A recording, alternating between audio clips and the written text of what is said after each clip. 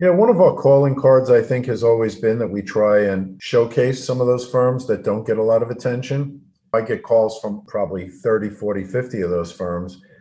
We don't want them all at T3 because a lot of them we just think don't have legs, right? But the ones that we think do, we want to bring them to the attention of the advisor public and to the ecosystem at large.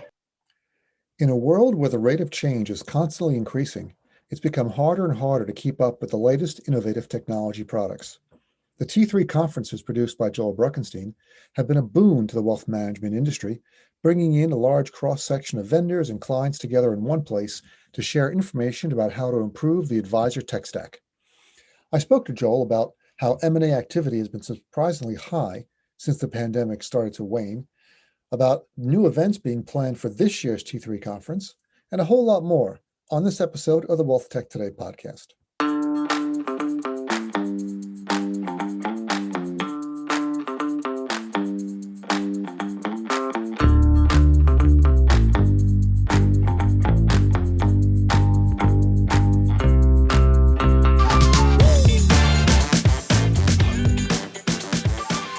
Welcome to the Wealthtech Today podcast. I'm your host, Craig Iskowitz, the founder and CEO of Ezra Group Consulting.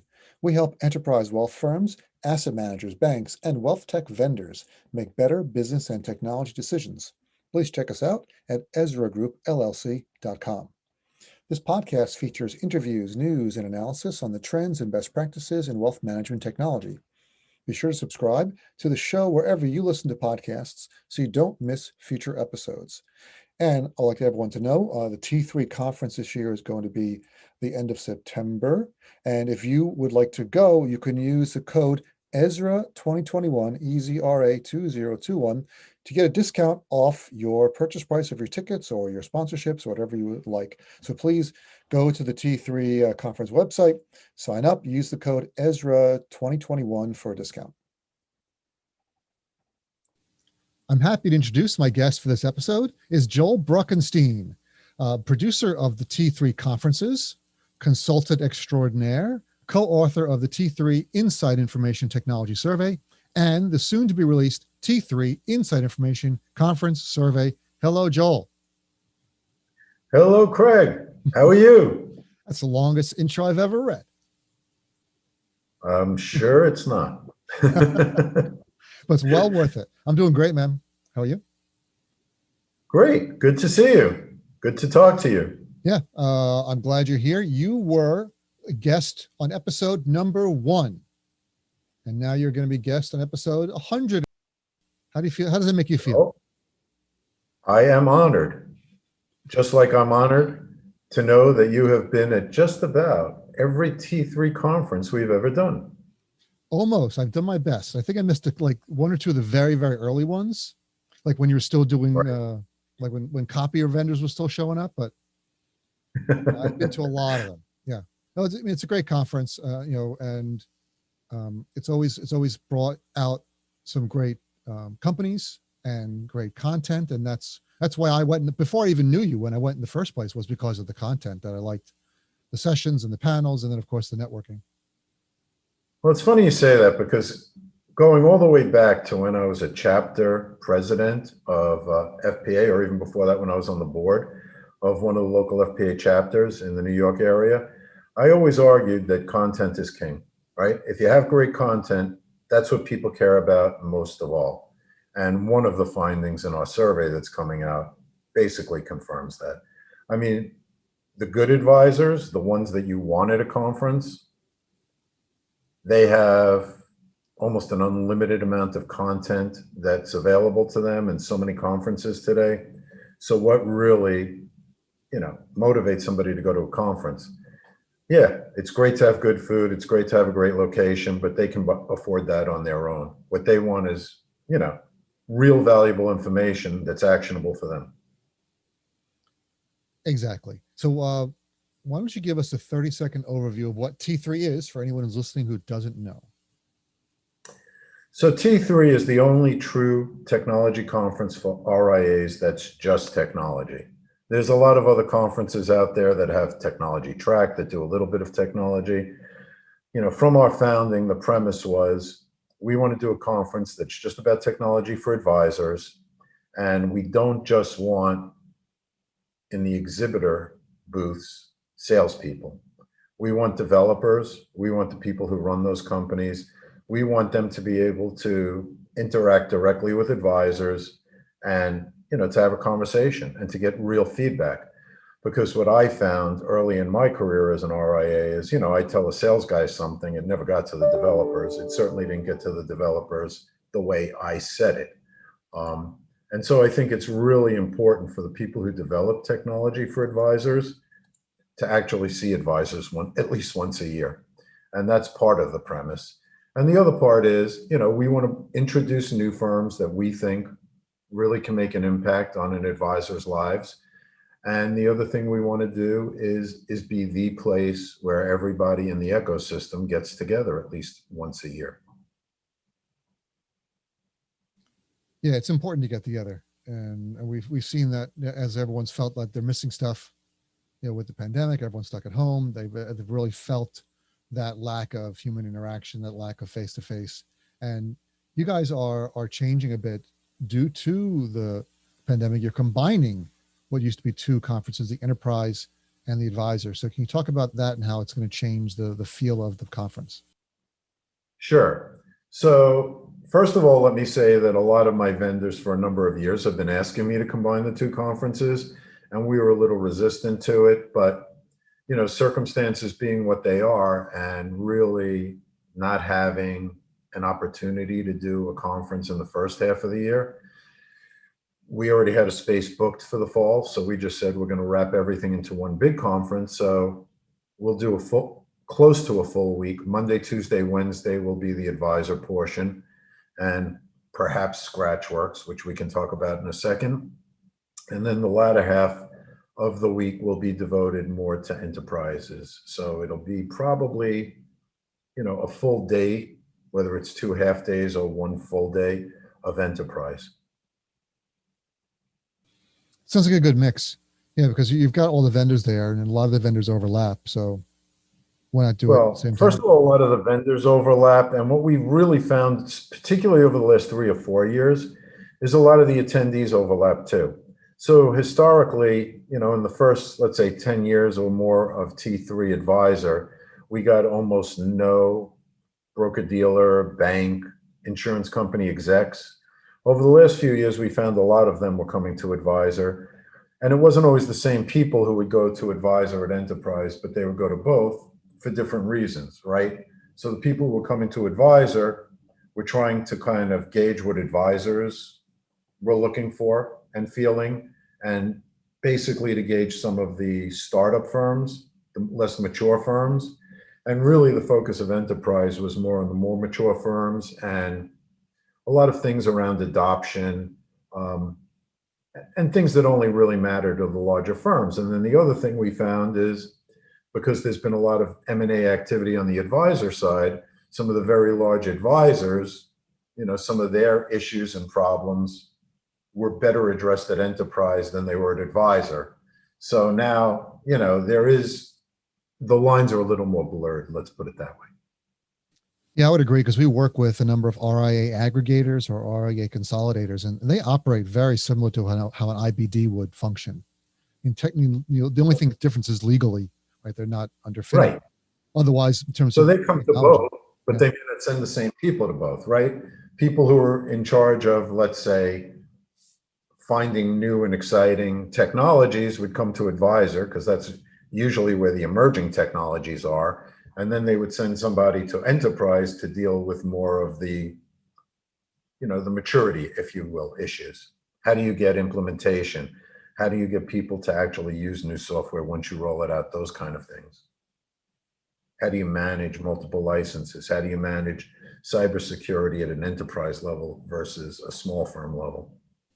Exactly. And firms that, when you've got multiple RIAs under your purview, multiple independent firms that each need their own databases, like their own CRM, their own, they need to be separate, their own permissioning. You tend to have tend to have the same problems as other enterprise firms that are very different than a standalone RIA would have.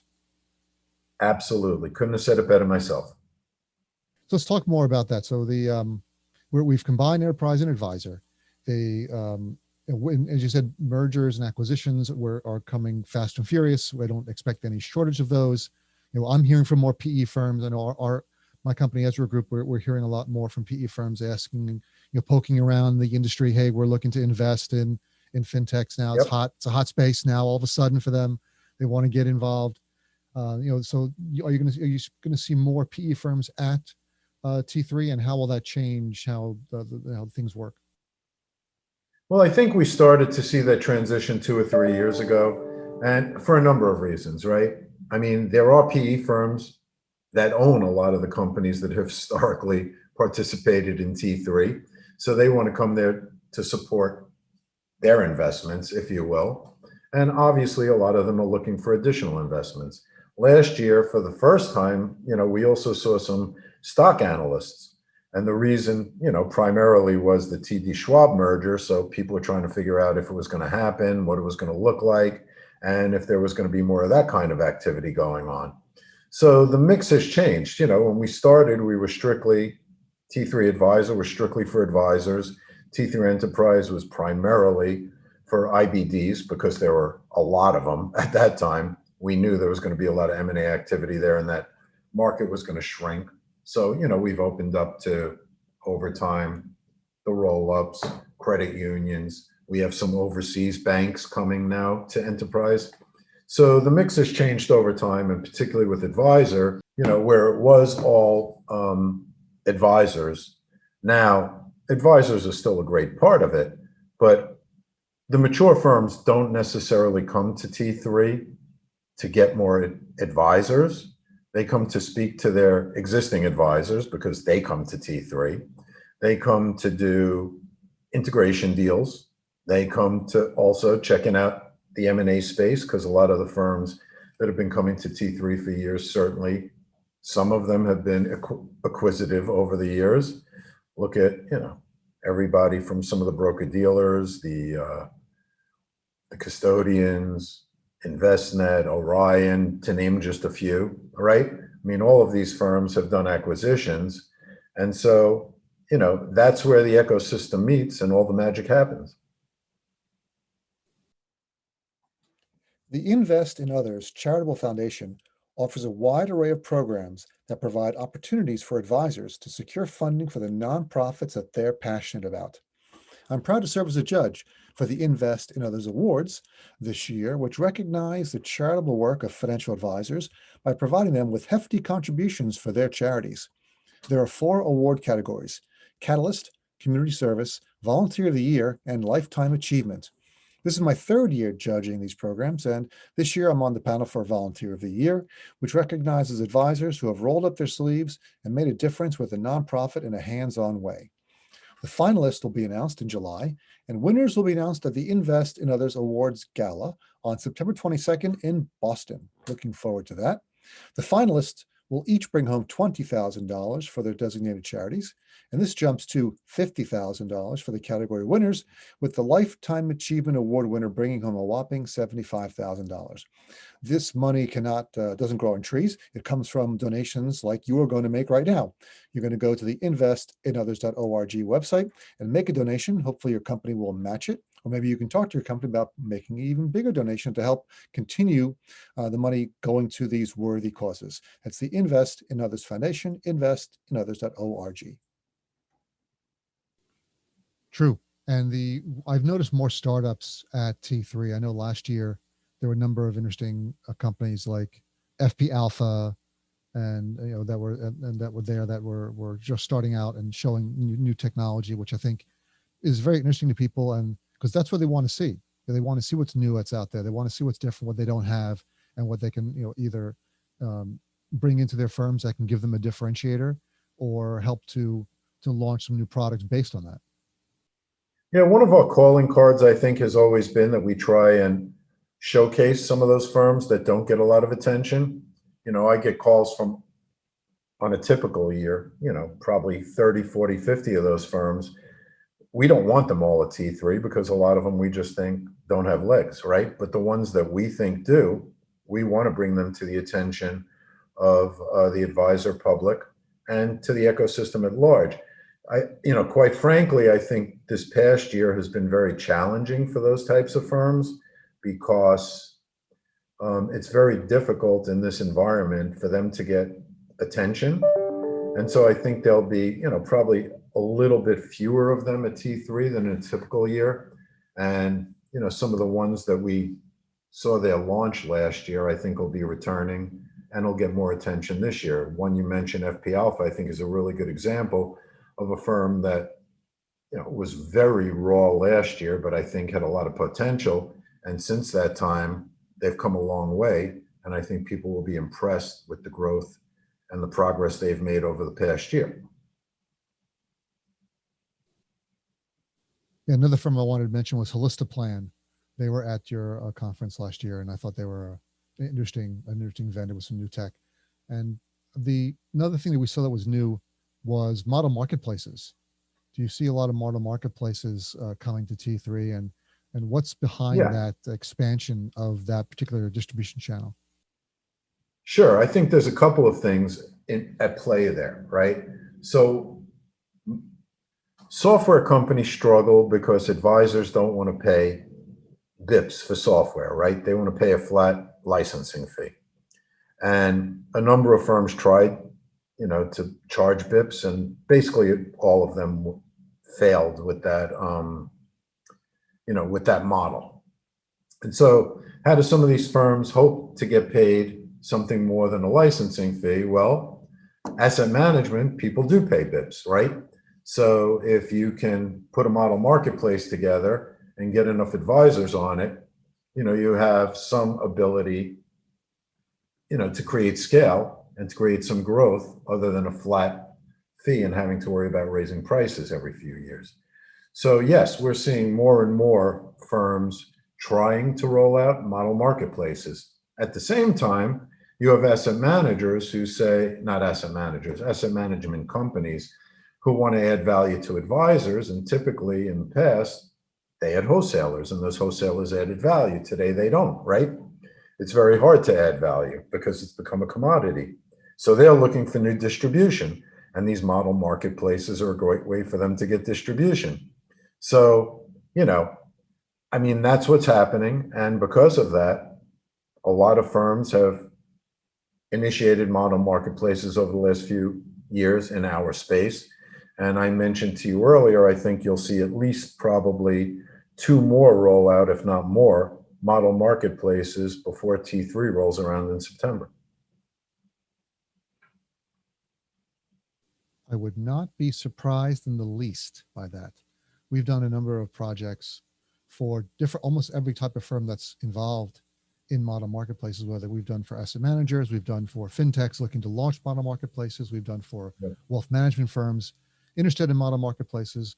We're seeing model marketplaces launching and expanding in other areas, not just models, but more marketplaces for annuities, marketplaces for alternative investments, and a lot of other products. Well, It's becoming a very interesting topic for people. yeah, those are a little bit different, and you have to give InvestNet a lot of credit for that. I think they were the first ones that really got a lot of attention for it, and were very vocal about some of those other marketplaces, whether it's insurance, debt, what have you. I'll tell you, the only surprise to me is that it's taken so long. To me, this is a natural extension of what advisors do anyway. Advisors never had much of a financial incentive to advise on debt. Good advisors always did.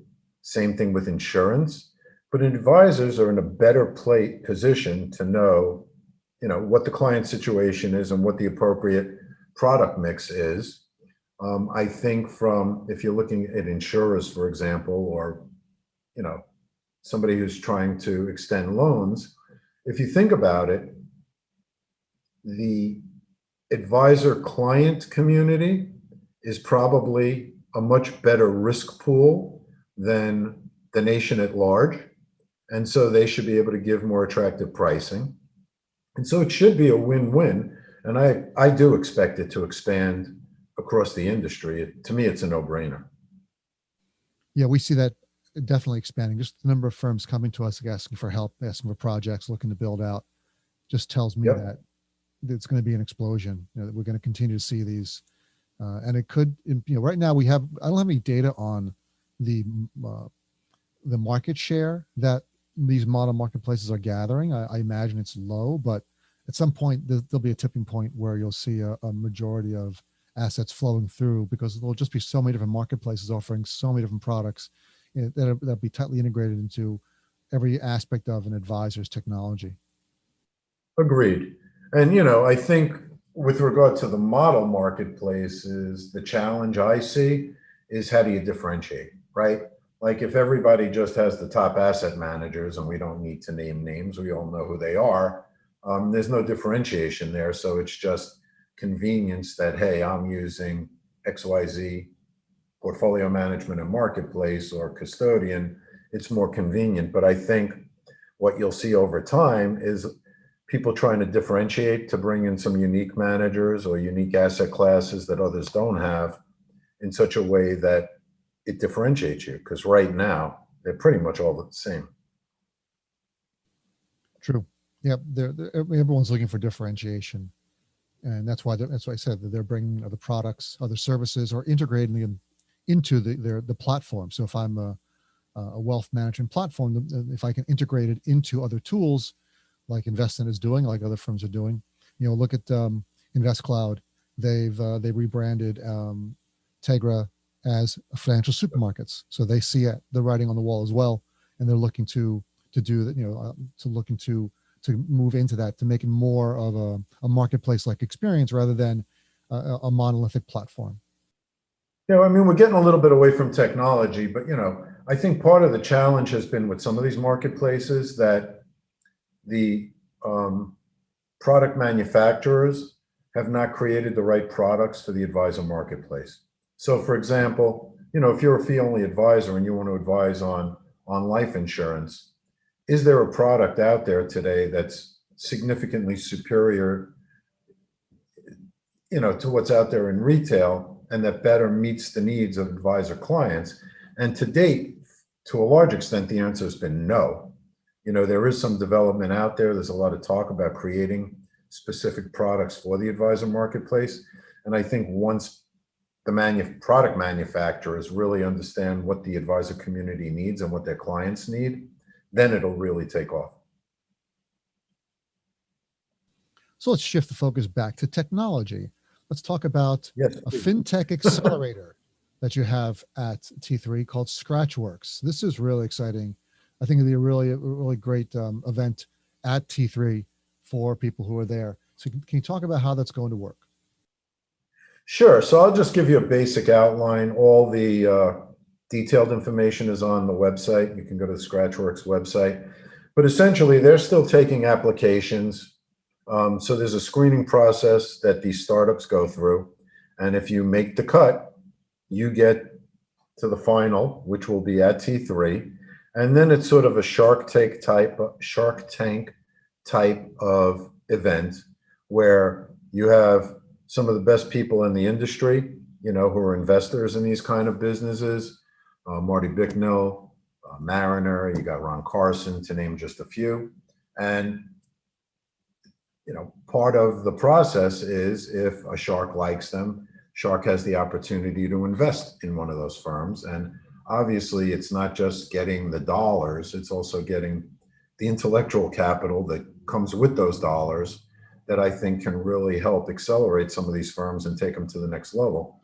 So it's a tremendous opportunity for a firm that's just starting out in the business, A, to get some recognition, B, to get some capital, and C, to get some intellectual property from some of the best in the business.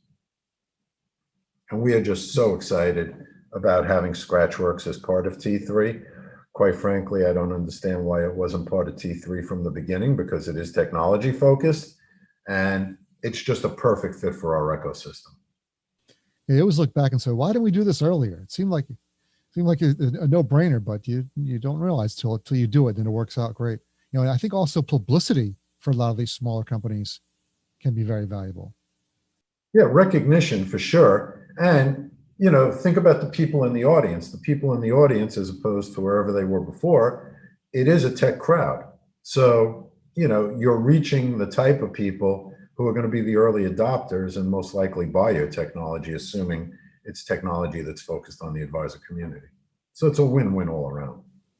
Or lots of partners will be there, firms that might want to connect to your APIs or integrate with your system, take advantage of unique features or functionality you have, or unique ways you're working with data. Like Intergen Data was at your conference last year, and they were really new. Both And those guys. they cleaned up. Full disclosure, I'm on their advisory board, but that's how I met them, is through your conference, and I would never have known. And I won't hold that against them that they put you on the board. They're still a great firm. Thank you, Joel. Thanks for that warm welcome, the warm vote of confidence. But so I see them as being another company. All kidding aside, they are a great firm, and they're lucky to have you on the board. I really, really like that firm. Yeah, but it just shows how firms are changing the way people think about data in wealth management, or think about how to use information flowing through the wealth management ecosystem in different ways to provide advisors and wealth management firms with more actionable intelligence. For sure. So let's move on to other aspects. The Foundation for Financial Planning is going to be at the conference this year. So that's exciting. Yeah, it is exciting. I mean, there's a lot of organizations and things going on in the industry that we don't intersect with a lot, because for the first 20 years I was in this business, everybody thought we were this little technology thing over by the side, and we really weren't part of the advisor community.